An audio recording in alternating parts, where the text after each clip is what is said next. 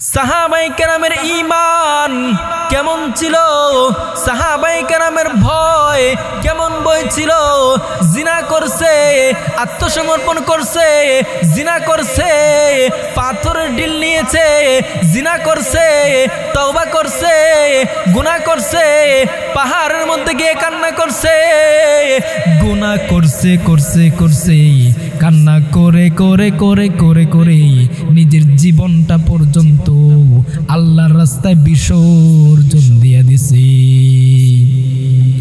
ও মুসলমান বাবা, ও মুসলমান ভাই, আর কেমনে বুঝাবো, আর কেমনে বুঝাইলে তুমি বুঝবা?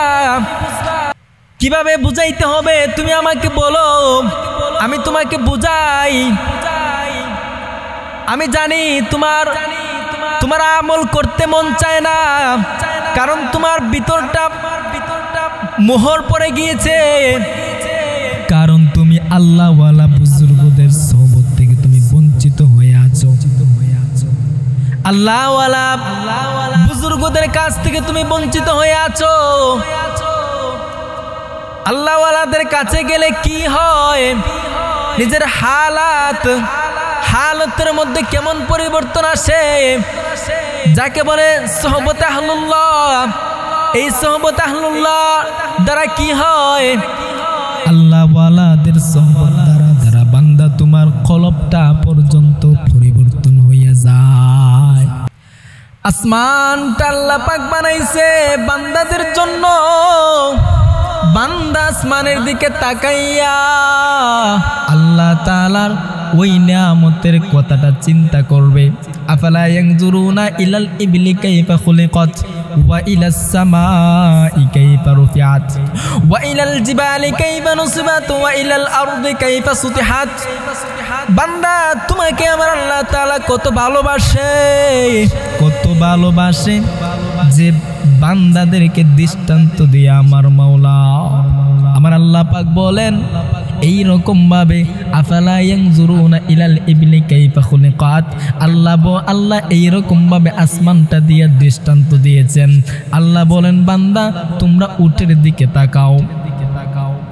আল্লাহ বান্দাকে কত ভালোবাসে, বান্দার ইমানটা যেন আরো মজবুত হয়, বান্দার ইমানটা যেন আরো শক্ত হইয়া যায়। আমার মাওলা দৃষ্টান্ত দিয়া দিয়া বান্দার চৌকে হাতে মুখে দেখিয়ে দিয়েছেন। আল্লাহু আকবার। ও মুসলমান বাবা, ও মুসলমান ভাই, ও যুবক ভাই, তোমার পাটা বাড়াইয়া দেও ভাই। আমি তোমার পায়ে ধরে ধরে ধরে ধরে তোমাকে আমি বলে যাই, জীবনটা তোমার কত সুন্দর জীবন ছিল, কিন্তু তুমি তো গুনার দিকে পা বাড়াইয়া গুনার দিকে দিকে তুমি হেঁটে হেঁটে হেঁটে তুমি তোমার জীবনটাকে তুমি ধ্বংস করে ফেলেছো। না না না, তোমার কোনো চিন্তা নাই, তুমি তো গুনাহ করে করে তোমার কলবটাকে তুমি কালো বানায় ফেলছো। তোমার আর কোনো চিন্তা হয় না, তোমার কোনো টেনশন হয় না। কেন হয় না? কারণ তোমার কলবের মধ্যে মোহর পড়ে গেছে। তুমি তো কোনোদিন তোমার হাতের দিকে তাকাইয়া তুমি তো চিন্তা করো নাই আমার হাতের মধ্যে 5টা আঙ্গুল আছে, কিন্তু একটা গুরু, আমার থেকে গুরুটা অনেক বড়, কিন্তু ওই গুরুর পা তো 4টা পা আছে, কিন্তু গুরুর তো হাতের মধ্যে আঙ্গুল নাই। আমার হাতের মধ্যে তো আঙ্গুল আছে। আমার থেকে তো গুরু অনেক বড়, কিন্তু গুরু তো কোনো কথা বলতে পারে না। আমি তো কথা বলতে পারি। আমাকে আল্লাহ তাআলা কত সুন্দর করে কত নাজ নেয়ামত দিয়ে বানাইছেন। কেন বানাইছেন? ওমা খালাকতুল জিন্না ওয়াল ইনসা ইল্লা লিয়াবুদুন। বান্দা আল্লাহ তাআলার ইবাদত করবে, কেবল ইবাদতের জন্য আল্লাহ পাক বান্দাকে বানাইছেন, অন্য কোনো উদ্দেশ্য নয়। আবার ওই ইবাদত করার ফলে এটা আল্লাহ তাআলার কোনো ফায়দা না, আমার আল্লাহ তাআলার কোনো ফায়দা না, বরং বান্দার হইল ফায়দা। বলে বান্দার কি ফায়দা? বলে বান্দা জান্নাত পাইব।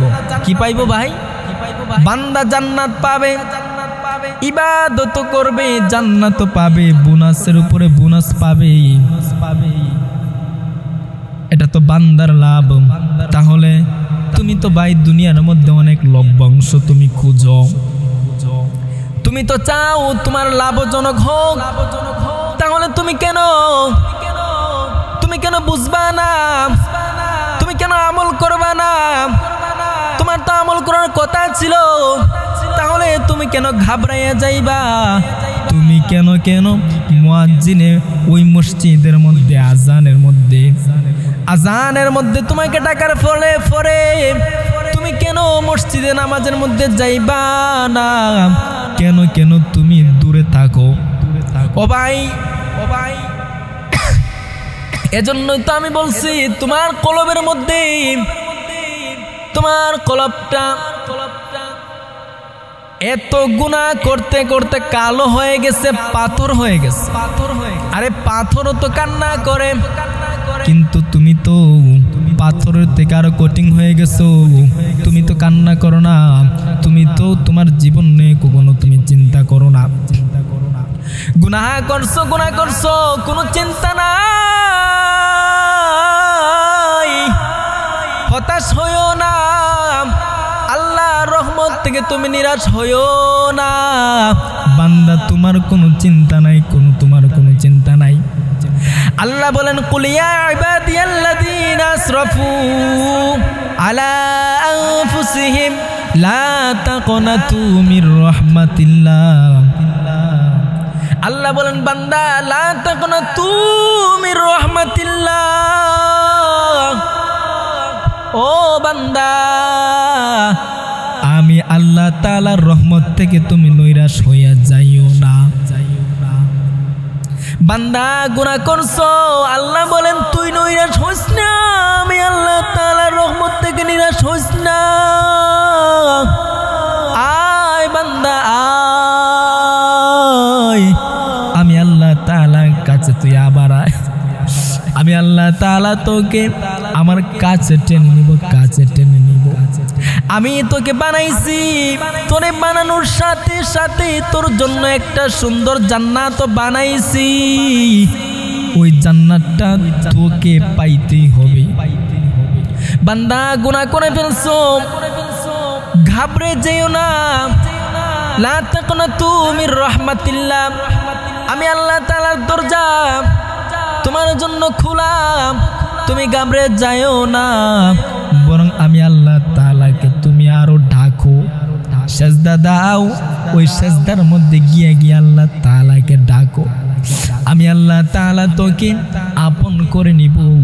আমি আল্লাহ তাআলা তোকে তোর জীবনের গুনাহগুলোকে মাফ করে দিব।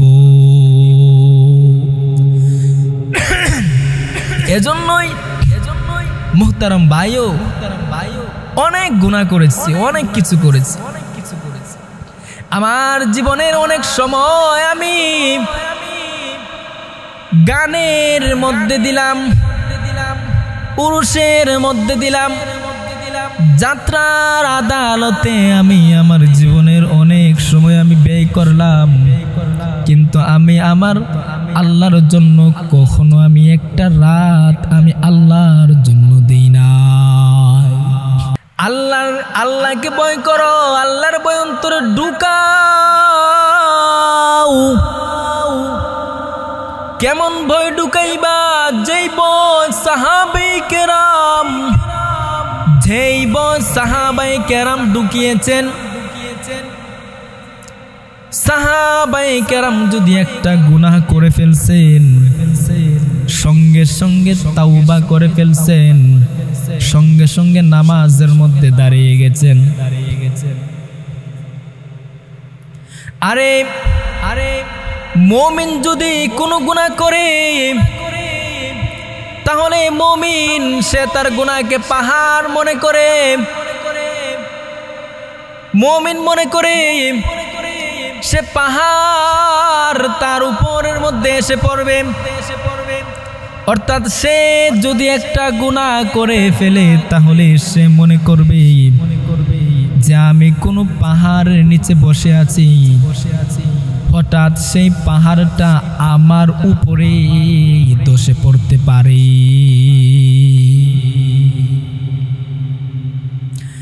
আর বদকার যদি গুনাহ করে তাহলে সে তার গুনাহকে মাছির মতো মনে করে। সে মনে করে আমার নাকের ডগার উপর একটা মাছি এসে বসলো, আমি সেই মাছিটাকে যখন ইচ্ছা তখনই তাড়িয়ে দিতে পারবো। আরে ভাই, একটা হাদিস আব্দুল্লাহ ইবনে আব্বাস থেকে বর্ণিত আছে। আব্দুল্লাহ ইবনে মাসউদ থেকে এটা রিওয়ায়াত আসছে। এটা হলো একটা হাদিস। মুমিন কোনোদিন গুনাহ করতে পারে না। এজন্য ভাইও সাহাবায়ে কেরাম আনাস রাদিয়াল্লাহু তাআলা আনহু বলেন, আমরা যদি আল্লাহ রাসূলের জামানায় কোনো গুনাহ করে ফেলতাম তাহলে আমরা ঘাবড়ে যাইতাম। আমরা এই গুনাহটাকে নিজের জীবন ধ্বংসাত্মক বলে আমরা মনে করতাম।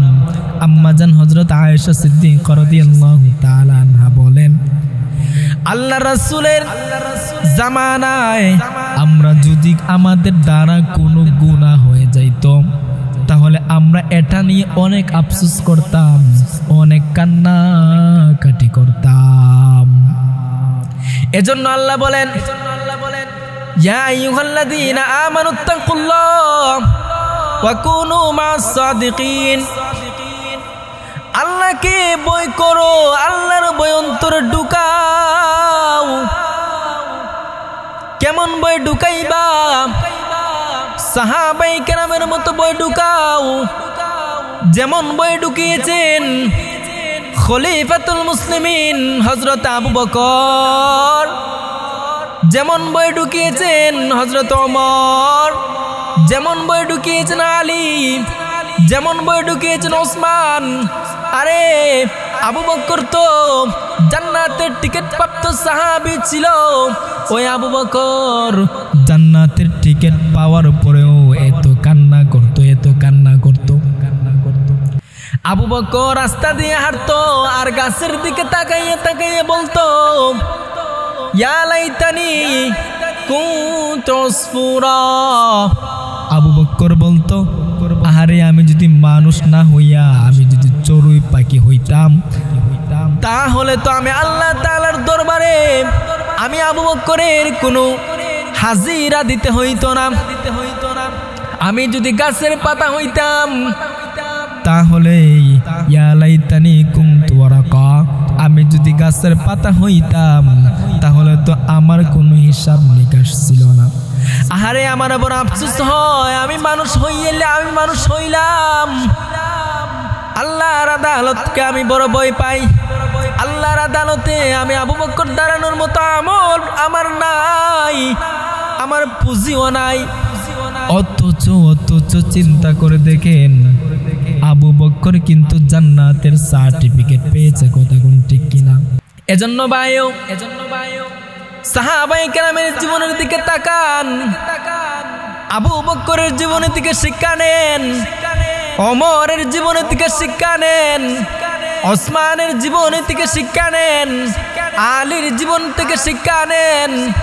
ওই যে আল্লাহ যে বলছেন, ইয়া আইয়ুহাল্লাযীনা আমানুত্তাকুল্লাহ ওয়া কুনু মা'আস সাদিকিন। আল্লাহ যে বলছেন আল্লাহকে ভয় করো, আল্লাহকে ভয় করো, এমন ভয় করো যেই ভয়ে তুমি মুত্তাকি হইতে পারবা। তোমার দ্বারা কোনো গুনাহ হয়ে গেলে আল্লাহকে ভয় করো, আল্লাহকে আরো বেশি তুমি স্মরণ করো, এমন একটা অবস্থা তুমি তৈরি করো। নবীর জামানায় একটা মহিলা জিনা করছে। জিনা করার পরেও ওই মহিলাটা আল্লাহর রাসূলের দরবারে এসে বলতেছে, ইয়া রাসূলুল্লাহ, ইয়া হাবিবাল্লাহ, পয়গম্বর, আমি গুনাহ করে ফেলছি। আমি চাই না আমার এই গুনার বোঝাটা আমার পেটে সন্তানটা নিয়া আমি আল্লাহ তাআলার দরবারে আমি হাজিরা দেই। ও পয়গম্বর, আপনি আমার বিচারটা করুন, আমার পাওনা শাস্তি আমাকে দিয়ে দেন। জমিন থেকে আমি পবিত্র হয়ে হয়ে আল্লাহ তাআলার দরবারে আমি হাজিরা দিতে চাই। আল্লাহু আকবার। নবী আমার মহিলাকে বললেন, মহিলা, তুমি জিনা করছো, কয় দিন হয়েছে তুমি জিনা করেছো? মহিলা এবার জবাব দিল, এত দিন হয়েছে আমি জিনা করেছি। আল্লাহর পয়গম্বর বললেন, যাও যাও, বাসায় যাও, তোমার সন্তান ডেলিভারি হওয়ার পরে তুমি আমার দরবারে আসবা, আমি পয়গম্বর নিজ হাতে তোমার পাওনা তোমাকে দিয়ে দিব। এবার মহিলা নবীজির দরবার থেকে বাসার দিকে রওনা দিল। বাসার দিকে মহিলা যাচ্ছে আর পিছনে তাকাইয়া তাকাইয়া কান্দে। মহিলা চোখের পানি ফালাইয়া মহিলা কান্না করে। মহিলা বলে, আরে আমি যদি মারা যাই, আমি যে জিনা করেছি, তাহলে আমি তো ওই জিনাকারিনী অবস্থায় আল্লাহ তাআলার দরবারে আমাকে হাজিরা দিতে হবে।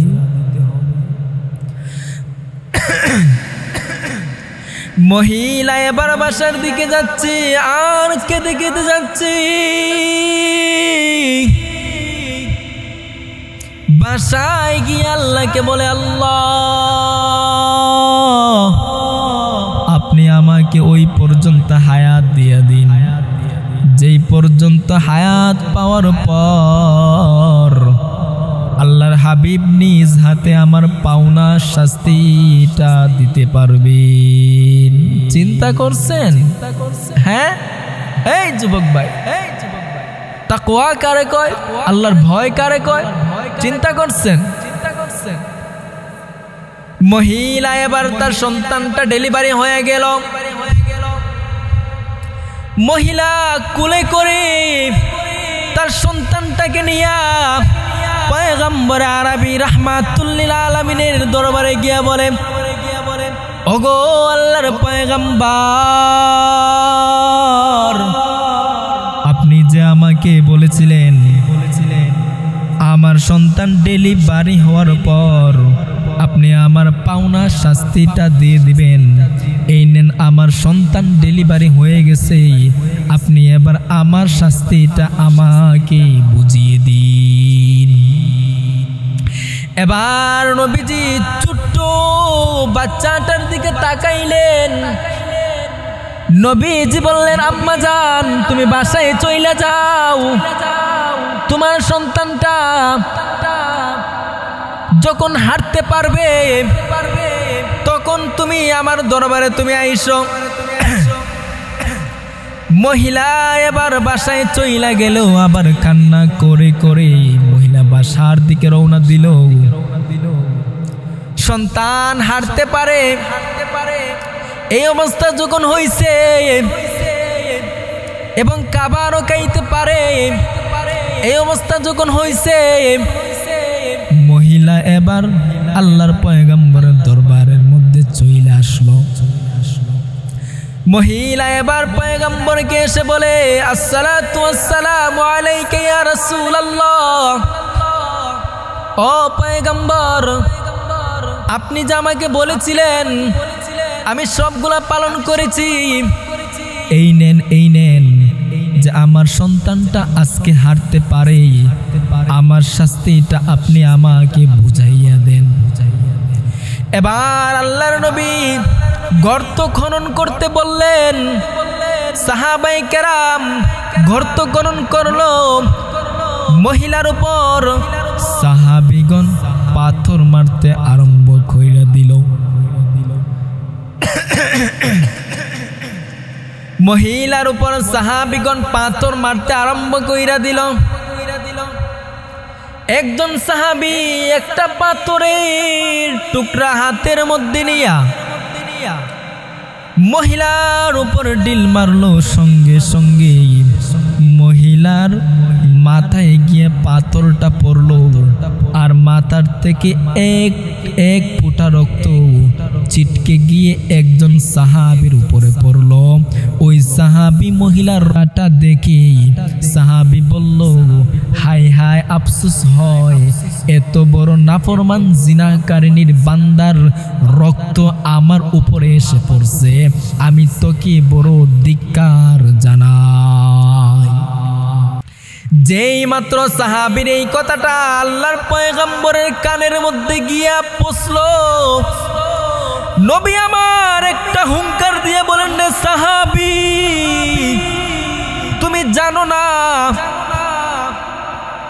ওই মহিলা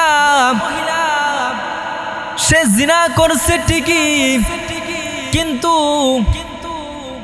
সে অনুগত হয়েছে, আত্মসমর্পণ করেছে, আল্লাহ তাআলার দরবারে বারবার ক্ষমা চেয়েছে। তখন আল্লাহর পয়গম্বর ঘোষণা দিলেন, রে সাহাবী, তুমি এত বড় কথা কেমনে বলতে পারলাম? এই মহিলার তওবাটাকে যদি গোটা মক্কা এবং মদিনার মানুষদেরকে বন্টন করে দেওয়া হয়,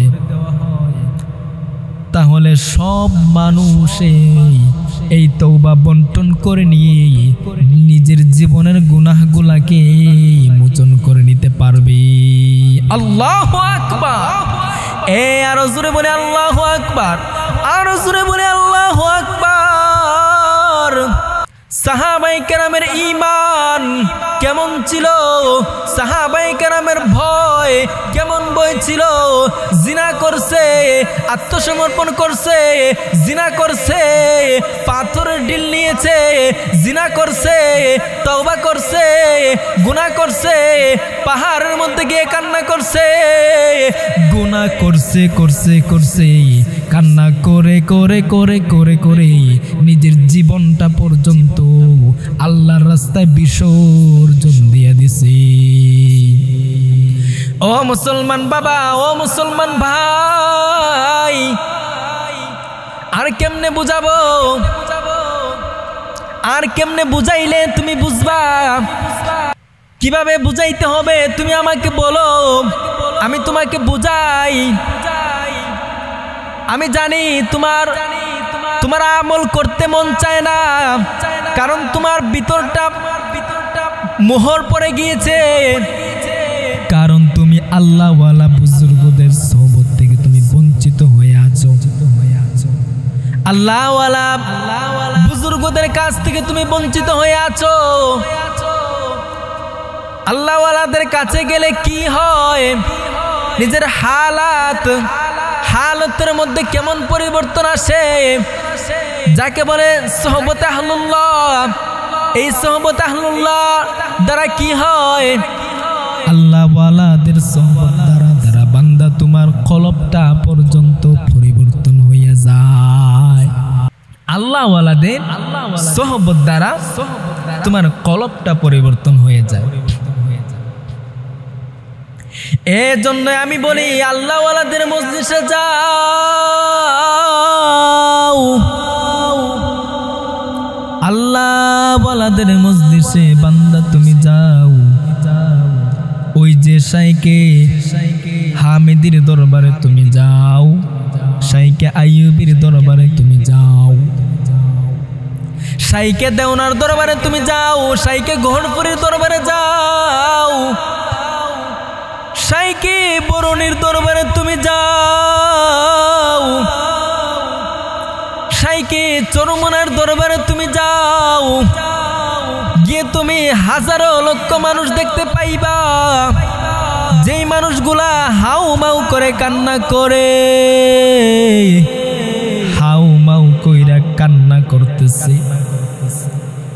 মুরগের বাচ্চা যেমন ভাবে লাফায় চরমনার ময়দানে, খানকায়ে তালিমুস সুন্নাতি ওই রকম ভাবে আল্লাহর বান্দারা হাউমাউ কইরা কান্না করে আরে তালিমুস সুন্নাতে প্রতি ইংরেজি মাসের প্রথম বৃহস্পতিবারে, প্রতি ইংরেজি মাসের প্রথম শুক্রবারে একটা ইসলামী মাহফিল হয়। ওই মাহফিলের মধ্যে কত আল্লাহওয়ালা বুজুর্গরা সোহবত দান করেন। মুনাজাতের মধ্যে কত আল্লাহর বান্দারা হাউমাউ করে কান্দে। আমি যদি তাদেরকে জিজ্ঞাসা করি, ভাই তুমি এখানে কেন আসছো, কেন তুমি কান্না করো, লোকটা এবার জবাব দে, ভাই আমার টাকা পয়সার কোনো অভাব নাই, আমার টাকা পয়সার কোনো অভাব নাই, কিন্তু আমি এইখানে আইসা পয়রা থাকি, আমি ওইখানে এসে কান্দি, আমার মৌলাকে পাওয়ার জন্য আমি কান্দি, আমার আল্লাহর সাথে আমার তাল্লুক হওয়ার জন্য আমি কান্দি। মুনাজাতের মধ্যে হাউমাউ কইরা কান্না করে, বলে কোনো টাকার জন্য কান্দে না, সম্মানের জন্য কান্দে না, বরং কান্দে ও আল্লাহ আপনি আমাকে ওয়াকুনু মাস সাদিকিন, ওয়াকুনু মাস সাদিকিন, আপনি আমাকে মাস সাদিকিনের অন্তর্ভুক্ত কইরা নেন। মাস সাদিকিন হলে মাস সাদিকিনের সম্মান কতটুকু, উলামায়ে কেরামের সংস্পর্শে গেলে, আল্লাহওয়ালা বুজুর্গদের সংস্পর্শে গেলে বান্দার কি হয়, বান্দার কলবের মধ্যে কি পরিবর্তন আসে একটু শুনে যান। আল্লামা শেখ সাদি আলাইহির রাহমা বলেন, তিনি বলেন যে আমি একবার একটা হাম্মাম খানার মধ্যে গোসল করতে গেলাম, হাম্মাম খানার ভিতরের মধ্যে আমি গিয়া দেখি যে একটা মাটির টুকরা দেখা যায়। আমি এবার মাটির টুকরাকে জিজ্ঞাসা করলাম, ও মাটির টুকরা তুমি এখানে কেমনে আসছো, আর তোমার গায়ে থেকে এত সুঘ্রাণ কিভাবে আসছে? এবার মাটি তার জবানটা খুইলা গেল, এবার মাটি তার জবানটা কুইলা বলতেছে, ও শেখ সাদি, আমি একটা সাধারণ মাটি ছিলাম, কিন্তু একজন পথিক আমাকে একটা ফুল বৃক্ষের নিচে আমাকে ডিল মাইরা ফালাইয়া দিল। আমি ওই ফুল গাছের নিচে থাকতে লাগলাম। ফুল গাছের মালিক প্রতিদিন আমার উপরে পানি দিতে শুরু করলো।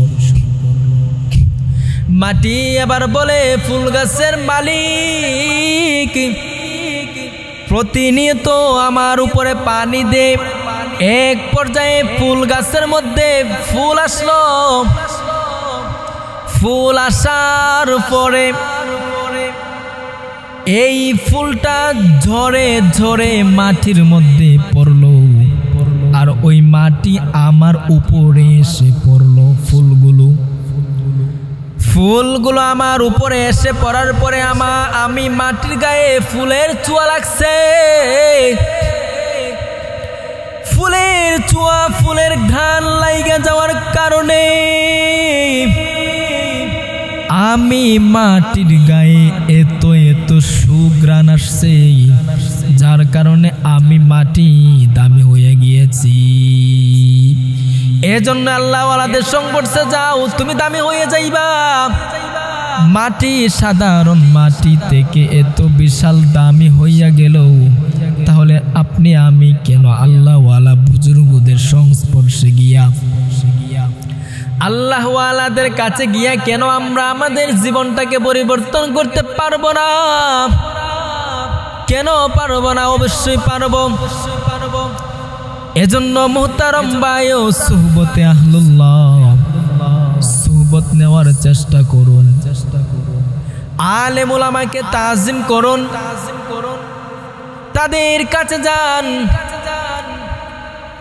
তাদের শরণাপন্ন হন, তাদেরকে মহাব্বত করুন, দেখবেন আপনার জীবনটাও ধন্য হয়ে যাবে। এজন্যই আল্লাহওয়ালাদের কাছে যাওয়া। গুনাহ করেছি, হ্যাঁ মানুষ বলতে আপনি গুনাহ করতেই পারেন।